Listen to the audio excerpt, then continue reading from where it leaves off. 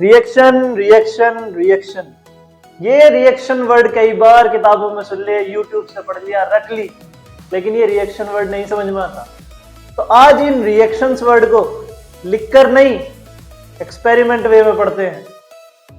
तो हेलो बच्चों, welcome to chemistry bye दीप। मैं हूं आपका दोस्त, आपका भैया दीपांशु तोमर, और आज हम पढ़ने वाले हैं chemical reaction and equation with experiment.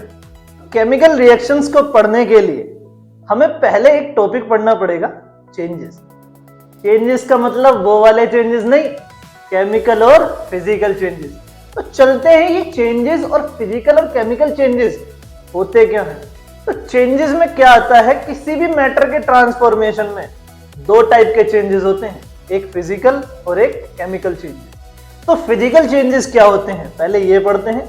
तो फिजिकल चेंजेस की डेफिनेशन कहती है कि किसी भी सब्सटेंस के फिजिकल प्रॉपर्टीज में तो चेंज हो जाएगा, लेकिन उसकी कंपोजिशन में कोई चेंज नहीं आएगा। For example, melting of ice.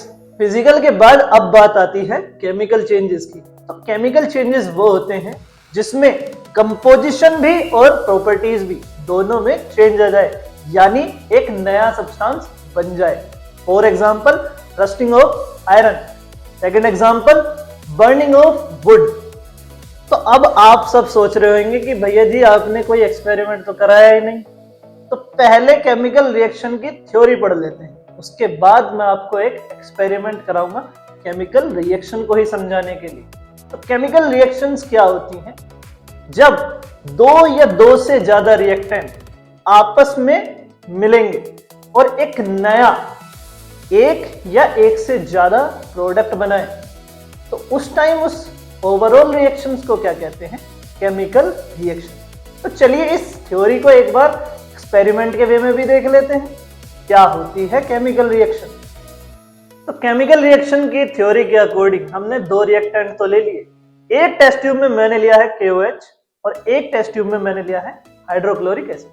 तो देखते हैं इन दोनों से क्या होता है, कैसी केमिकल रिएक्शन होगी।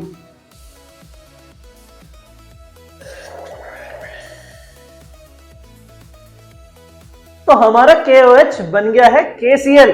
तो KCl बनने के बाद जो ओवरऑल रिएक्शन आई है वो क्या है, KCl नीचे चला गया है और H2O यानी वाटर आपका ऊपर आ गया है टेस्ट ट्यूब में। तो केमिकल रिएक्शन तो हमने पढ़ ली, अब केमिकल रिएक्शंस के कुछ कंपोनेंट्स भी पढ़ लेते हैं। तो कंपोनेंट दो होते हैं, एक रिएक्टेंट और एक प्रोडक्ट। तो केमिकल रिएक्शंस में रिएक्टेंट जो होता है वो लेफ्ट हैंड साइड होता है, जो किसी भी केमिकल रिएक्शन में पार्ट लेता है, और जो प्रोडक्ट होता है वो राइट हैंड साइड होता है। जब भी कोई रिएक्शन होगी तो जो आने वाला प्रोडक्ट होगा वो राइट हैंड साइड ही आएगा। तो रिएक्टेंट और प्रोडक्ट के बाद अब आपको ये तो पता लग गया होगा कि एक ओवरऑल केमिकल रिएक्शन क्या होती है। तो केमिकल रिएक्शंस की अब कुछ कैरेक्टरिस्टिक्स भी होती हैं जो हर एक केमिकल रिएक्शंस में इन्वॉल्व होते हैं, जो कि है चेंज इन स्टेट। यानी कोई स्टेट अगर सॉलिड में है तो वो लिक्विड में भी जा सकती है, कोई स्टेट अगर लिक्विड में है तो वो गैस में भी जा सकती है। नेक्स्ट आती है चेंज इन टेम्परेचर, जिसमें एक एक्टिविटी भी होती है, जैसे कि मैग्नीशियम रिबन कैसे जलता है। तो जब भी मैग्नीशियम रिबन जलेगा तो एक डार्जिलिंग फ्लेम के साथ जलेगा।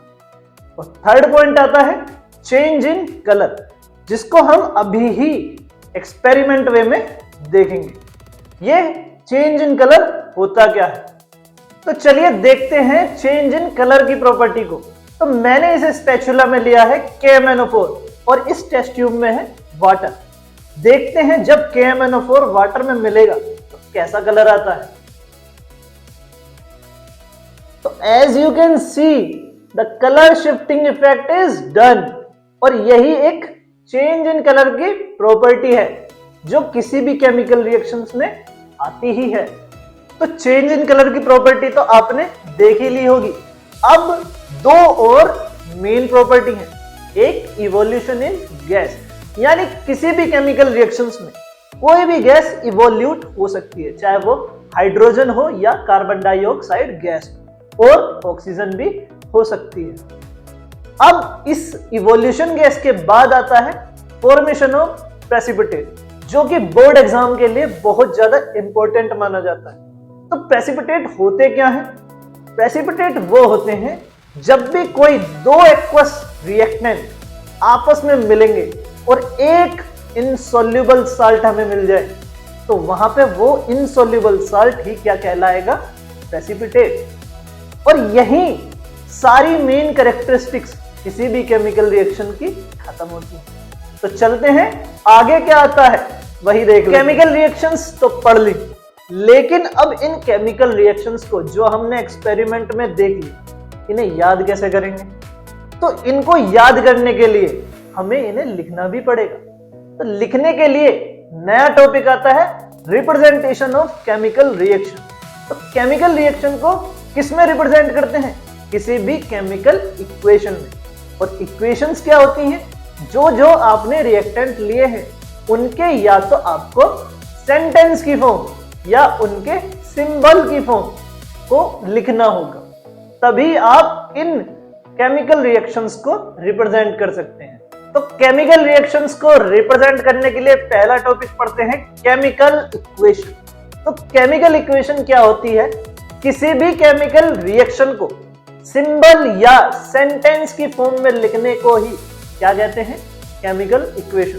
For example C+O2 gives CO2, यानी carbon plus oxygen gives carbon dioxide gas. तो केमिकल इक्वेशंस तो हमने पढ़ ली हैं। अब बोर्ड के लिए सबसे ज्यादा मेन इंपॉर्टेंट टॉपिक जो है इस चैप्टर का, वो है बैलेंसिंग।